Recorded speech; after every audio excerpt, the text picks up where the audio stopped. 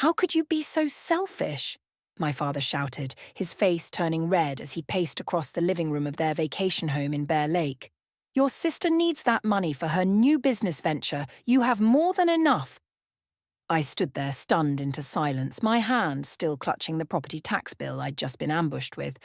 What was supposed to be a casual Sunday dinner had turned into an interrogation about why I wasn't pulling my weight anymore.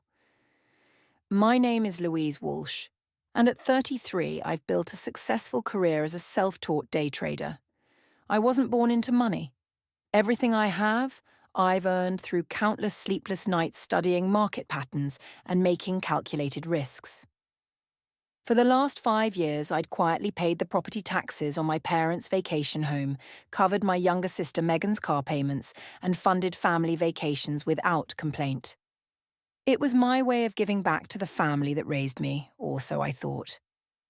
Dad, I've been paying for everything for years, I finally managed, my voice steadier than I felt. The property taxes, Megan's business trips, Mum's medical bills that insurance didn't cover. I've never asked for anything in return. But I can't keep doing this forever. My mother sat silently on the couch, her eyes fixed on her hands folded in her lap. She wouldn't even look at me, and that hurt more than my father's shouting. We gave you everything growing up, my dad continued, ignoring my words completely. And now that we need you, you're abandoning us, while your sister is trying to make something of herself. That's when I noticed the envelope on the coffee table, partially hidden under a magazine. The corner of an official-looking document peeked out, and I could make out the words Trust Fund and Megan Walsh in bold lettering. My stomach dropped. I reached for the envelope before my father could stop me. Louise, that's private, he snapped, but it was too late.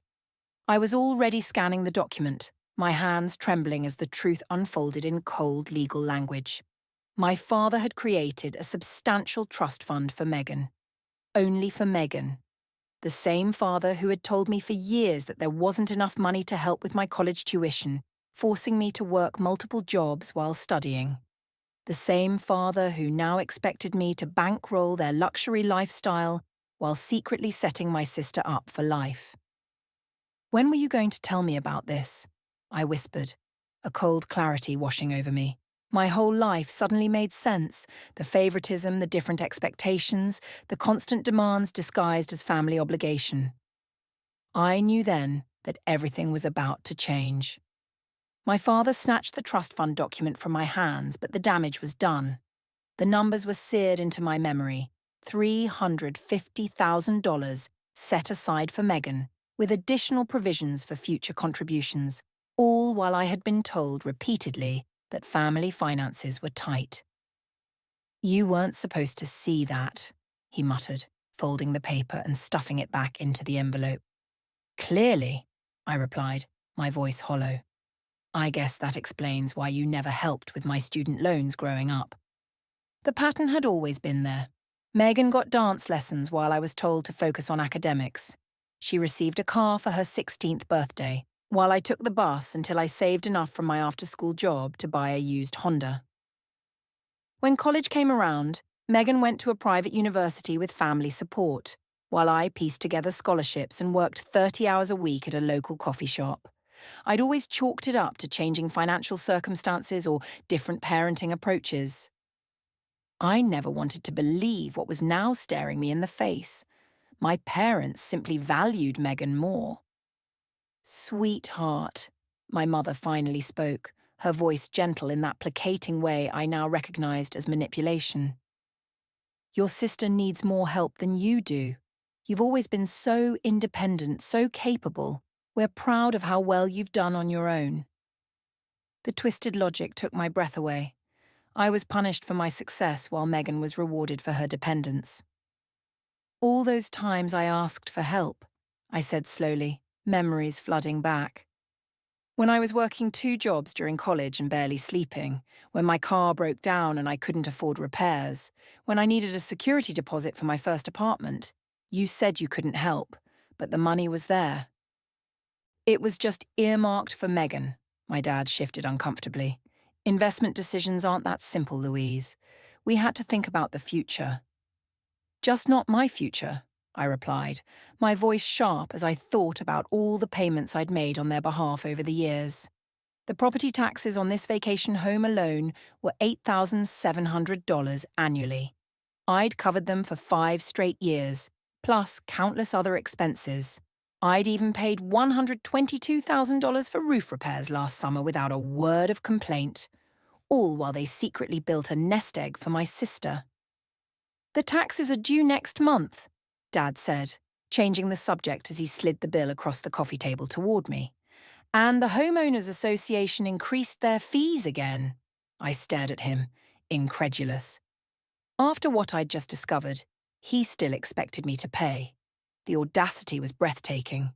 Something inside me shifted, a fundamental recalibration. I'd been played for a fool, but that ended today. I'll take care of it, I said quietly, picking up the bill. My father visibly relaxed, missing the resolve in my eyes.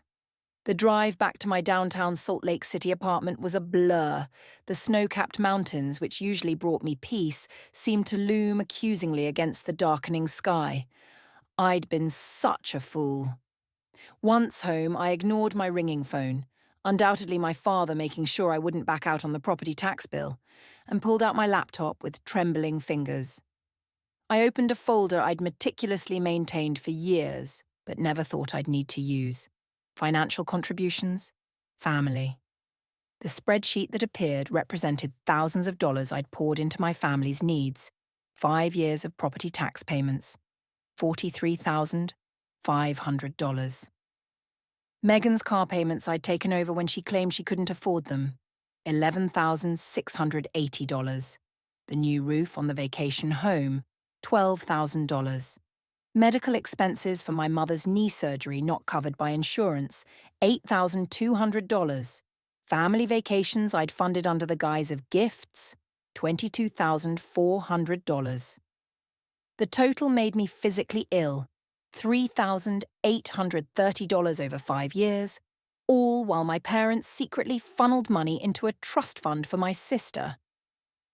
I scrolled through the digital copies of checks, transfer receipts and text messages thanking me for my generosity.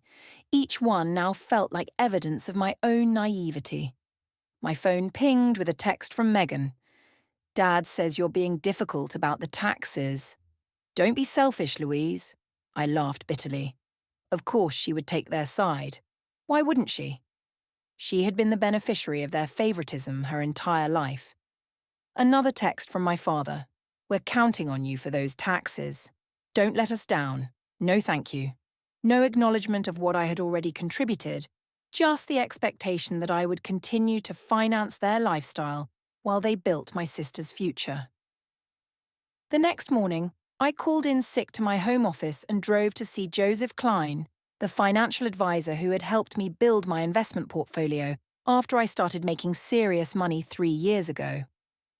This is quite a list, Joseph said, reviewing my spreadsheet of family contributions. His eyes widened at the total. And you've never asked for repayment. They're family, I said simply. I wanted to help. Joseph removed his glasses and fixed me with a serious look. Louise, your generosity is admirable, but this is unsustainable. You're hindering your own financial future while enabling dependence. This isn't healthy for any of you. I know that now, I said quietly. I just discovered they've created a substantial trust fund for my sister while letting me shoulder all these expenses. Joseph's expression darkened. That changes things. For the next 2 hours, we developed a plan. I would need documentation, notarized statements of all my contributions, formal receipts, a complete accounting of everything I'd given. Joseph recommended his colleague, a forensic accountant named Victor Hernandez, who specialized in financial disputes. Are you sure you want to go down this road? Joseph asked as our meeting concluded. Family conflicts over money can get ugly fast. I thought about the trust fund document, about years of being told there wasn't enough to help me while Megan received everything. I thought about the property tax bill my father had casually pushed across the table, expecting me to handle it. I'm sure, I said, my voice stronger than it had been in days. It was time they understood exactly what I had been contributing all these years. And what happens when that contribution stops? As I left Joseph's office, I felt something I hadn't experienced in years when it came to my family: power. 1 week after discovering the trust fund, I sat in Victor Hernandez's office, surrounded by stacks of papers. The forensic accountant had been meticulously organizing my financial contributions to the Walsh family over the last 5 years. "Your documentation is impressively thorough," Victor noted, sorting through bank statements and receipts. "Most people don't keep records this detailed." My day trading background had instilled good record-keeping habits. Every transaction, every transfer, every expense, all meticulously tracked and categorized. "So, what's the total damage?" I asked, steeling myself for the answer. Victor slid a document across his desk. The final tally was even worse than I had initially calculated: $118,745. The additional $14,915 came from the lost interest I had accrued by diverting these funds from my own investments, based on my portfolio's performance during this period. "That's a conservative estimate," he explained. I nodded, feeling a strange mix of vindication and grief. The numbers made the betrayal concrete and undeniable. "What now?" I asked. "That depends on what you want," Victor replied. "If you're seeking legal restitution, we could build a case, though family financial matters can be complicated without written agreements. If you're simply documenting this for your own closure, or as leverage in family discussions, we can prepare a comprehensive financial statement." "The second option," I said, "for now." As Victor prepared the documentation, my phone buzzed with text messages. "Dad hasn't received the tax payment yet. Due date is approaching. Megan, Dad says you're being difficult about money after all they've done for you. Really, Louise?" I laughed bitterly, silencing my phone without responding. Let them wonder.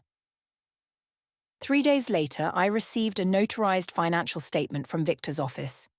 The document detailed every cent I had contributed to my family over the past 5 years, categorized by recipient, purpose, and date. It included a calculation of lost investment opportunity and a statement from Joseph Klein, verifying the legitimacy of the analysis. That same evening, I received a call from my mother. "Louise, your father is concerned about the property tax payment," she began, her voice carefully modulated to hide any tension. "The due date is next week." "I know when it's due, Mom." "Well, will you be handling it? You've always been so reliable about these things." The casual assumption in her voice ignited something in me. 5 years of payments without a single thank you. 5 years of giving while they secretly built my sister's nest egg. "Not this time," I said quietly. There was a long pause. "What do you mean?" "I'm not paying the property taxes anymore or any other family expenses." But we're counting on you. The money is already allocated elsewhere." Her voice had a frantic edge now. "To Megan's trust fund." "You mean that?" The words hung in the air between us. Another long silence. "Your father told me you saw that. Louise, you have to understand." "I understand perfectly, Mom," I interrupted. "I understand that I've contributed nearly $120,000 to this family over the past 5 years, while you and Dad have been telling me there wasn't enough money to help with my education or housing. I understand that I've been financing your lifestyle while you've been securing Megan's future. That's not fair." She protested weakly. "No, it's not." "I agree," I said, "and I'm done with it."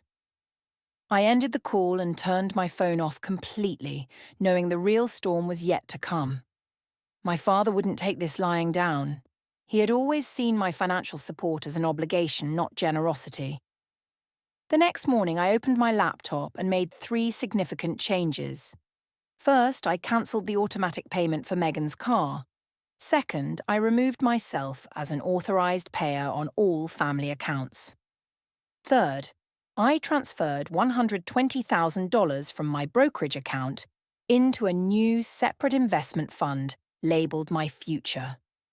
For the first time in years, I felt unburdened. The weight of constant family financial expectations lifted from my shoulders. The fallout was swift and explosive. By noon, my phone was bombarded with messages. I finally turned it back on during my lunch break. Watching the notifications flood my screen, I felt a strange detachment. Megan had called 7 times before sending a series of increasingly frantic texts. "What the hell, Louise? The bank says my car payment was declined. Are you trying to ruin my credit score? I have plans this weekend. Dad is furious. Fix this now." My father's messages were more direct. "Call me immediately. This is unacceptable behavior. You can't just abandon your responsibilities to this family." I ignored them all and focused on my trading day. The markets were volatile, demanding my full attention. Only after closing my positions did I listen to the single voicemail my mother had left. "Louise, please," her voice trembled. "Your father is beside himself." The property tax notice came with a late fee warning. "Megan can't make her car payment. She'll lose her vehicle. We don't understand why you're doing this. Whatever's upset you, we can talk about it. Please call us back." No recognition of the trust fund issue. No acknowledgement of years of my financial support. Just pressure to resume the status quo. I was composing a measured response when my intercom buzzed. The building security guard's voice came through the speaker. "M. Walsh, your father is here demanding to see you. He's quite insistent." My stomach tightened. "Tell him I'm not available." "He's saying he won't leave until you come down." I sighed. "Then call the police if he refuses to leave." "Very well, Mom." 20 minutes later, I received a text from an unknown number.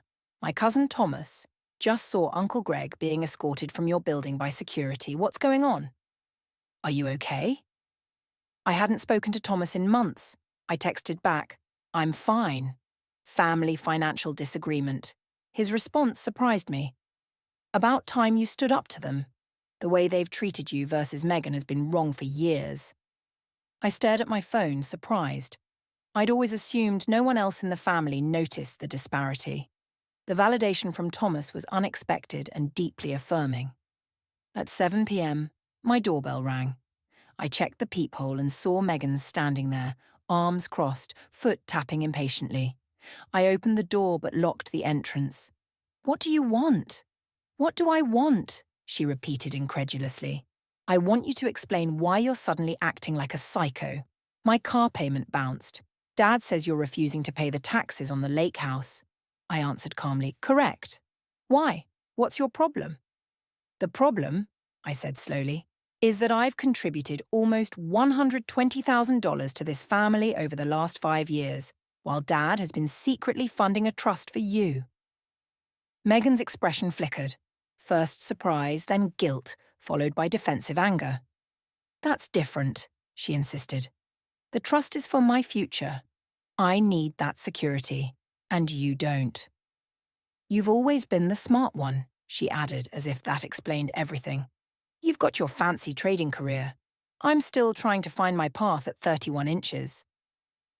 "While I pay your car payments and fund family vacations," I replied. She flushed.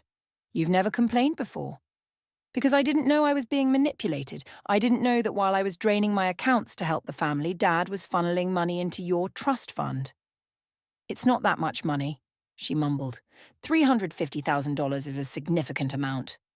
Her eyes widened. "How do you know the exact amount?" "I saw the document." A beat of silence passed between us. Then Megan tried a different approach. Her expression softened as she reached for my arm. "Look, Louise, I understand you're upset, but we're family. We need your help. Dad says without the tax payment, they might lose the lake house." I stepped back, breaking her contact. "That's not my problem anymore." "You'd let them lose the vacation home where we spent our summers? How can you be so cold?" I looked at my sister, really looked at her, and saw the entitlement that had been cultivated her entire life. She genuinely couldn't comprehend why I would stop financially supporting the family. They have options, I said. They could use some of your trust fund. Megan's face hardened. That's not fair. I smiled sadly. No, Megan. Nothing about this has been fair. I closed the door gently but firmly in her face. 2 weeks passed, and the property tax deadline came and went. I maintained radio silence with my parents and Megan, focusing instead on my work and my own financial planning. Joseph had helped me restructure my investment portfolio, and now that I wasn't hemorrhaging money to my family, the difference was substantial. I could significantly increase my retirement contributions and even consider buying a small vacation property of my own. However, my newfound peace was shattered when I received an email from Uncle Pete, my father's brother. Louise, what's going on with Greg and the lake house?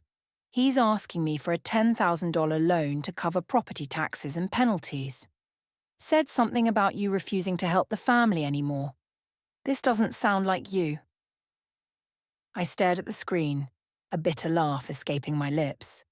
So, my father was approaching other family members for money rather than touching Megan's precious trust fund. I carefully composed a reply, attaching a PDF summary of my financial contributions to the family over the past 5 years, along with a brief explanation of the trust fund situation. Uncle Pete's response came within an hour. Holy hell, Louise, I had no idea. No one did. Greg's been telling everyone how he's struggling to help both his daughters equally. This changes things. The next day, my cousin Thomas called. Louise, there's something you should know, he said urgently. There's a family meeting happening at your parents' house this weekend. Uncle Greg called it to discuss Louise's abandonment of the family. He's trying to rally everyone against you. My stomach tightened. Thanks for telling me, I replied. Thomas continued. There's more. I overheard my dad talking to your father. Apparently they're planning to guilt you into not just resuming payments, but covering all the late fees and penalties too. They're framing it as you deliberately damaging the family legacy. The audacity was breathtaking. Are you going to this meeting? I asked. Yes, and so are you, Thomas said firmly. You need to set the record straight. I'll back you up. I agreed, though anxiety gnawed at me. Confronting my father with the extended family present would be challenging, but perhaps necessary. When Saturday arrived, I dressed carefully in a professional black pantsuit, one that always gave me confidence during tough negotiations. I drove to my parents' house with all the complete financial documentation from Victor, including notarized statements and calculations of lost investment opportunity. The living room fell silent when I walked in. My father stood by the fireplace, clearly mid-speech. Aunts, uncles, and cousins sat around the room, their expressions a mix of confusion and concern. Megan sat beside our mother on the sofa, both looking uncomfortable. Louise, my father recovered quickly. I'm glad you decided to join us. We were just discussing the family vacation home situation. I'm sure you were, I replied evenly, setting my briefcase on the coffee table. And I'm sure you provided everyone with all the relevant financial information. His eyes narrowed. We're discussing your refusal to meet family obligations. Interesting, I said. I opened my briefcase. Because I have 5 years of financial records showing over $118,000 in family obligations I've already met. Money that apparently wasn't available to help with my education or housing, but somehow it was available for Megan's trust fund. A ripple of murmurs spread through the room. My Aunt Catherine, always direct, spoke up. What trust fund? I looked at my father, giving him the chance to answer. When he remained silent, I passed copies of the summary document to everyone in the room.